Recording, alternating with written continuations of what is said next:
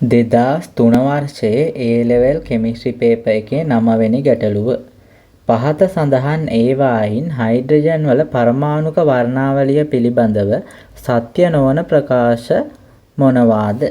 මේකෙත් අහන්නේ සත්‍ය නොවන ප්‍රකාශ. ඒ කියන්නේ වැරදි ප්‍රකාශ තමයි අපෙන් අහන්නේ. දැන් අපි බලමු. n සමානයි 4 සිට n සමානයි 2ට සංක්‍රමණය බීට රේඛාවට අනුරූප වේ.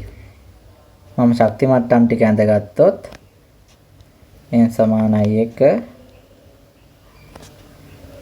n සමානයි 2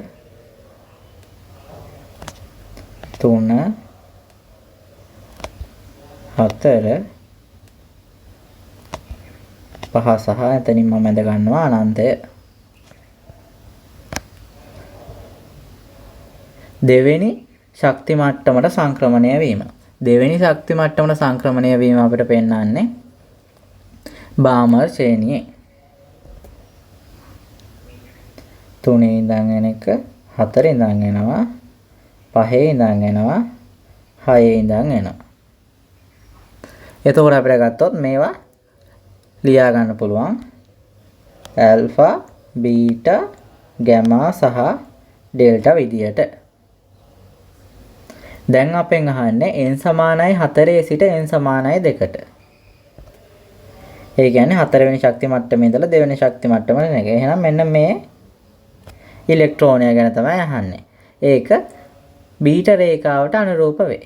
හරිනේ. ඒක බීටා රේඛාවට අනුරූප වෙනවා. එහෙනම් අපිට A ප්‍රකාශය නිවැරදි කියලා ගන්න පුළුවන්. ඊළඟ B ප්‍රකාශයේ තියෙනවා n සමානයි අනන්තය සහ n සමානයි 1 මට්ටම අතර ශක්ති වෙනස හයිඩ්‍රජන් වල අයනීකරණ ශක්තිය වේ. ඒ ප්‍රකාශය ගත්තම ඒ ප්‍රකාශය නිවැරදි. අනන්තයේ ශක්ති මට්ටමේ සහ පළවෙනි ශක්ති මට්ටම අතර ශක්ති වෙනසට තමයි අපි කියන්නේ අයනීකරණ ශක්තිය කියලා. ඊළඟට C ප්‍රකාශය.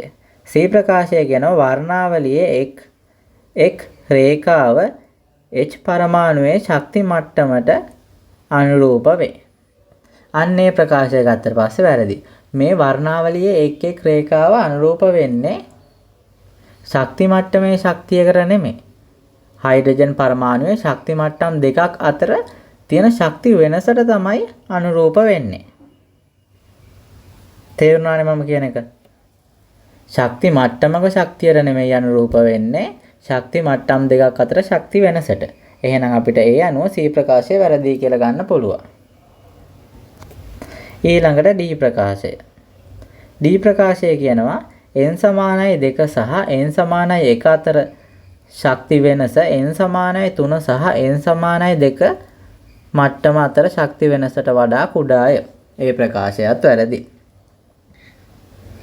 ඒ ප්‍රකාශය ගත්තට පස්සේ පළවෙනි ශක්ති මට්ටමේ ඉඳලා දෙවෙනි ශක්ති මට්ටමට තියෙන ශක්ති අතර වෙනස විශාල වෙනවා දෙවෙනි ශක්ති මට්ටමේ ඉඳලා අනන්තයේ ශක්ති මට්ටමට දක්වා තියෙන ශක්ති වෙනසටත් වඩා.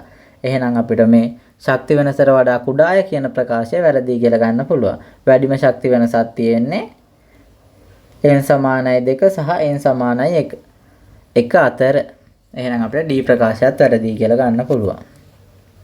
එහෙනම් අපෙන් අහන්නේ සත්‍ය නොවන, ඒ කියන්නේ වැරදි ප්‍රකාශනේ. එහෙනම් අපිට C සහ D තමයි වැරදි කියලා ගන්න වෙන්නේ. C සහ D වැරදි කියලා දීලා තියෙන්නේ 3 වෙනි පිළිතුරේ. ඒ අනුව අපිට 9 වෙනි ගැටලුවට නිවැරදි පිළිතුර විදියට අංක 3 තෝරගන්න පුළුවන්.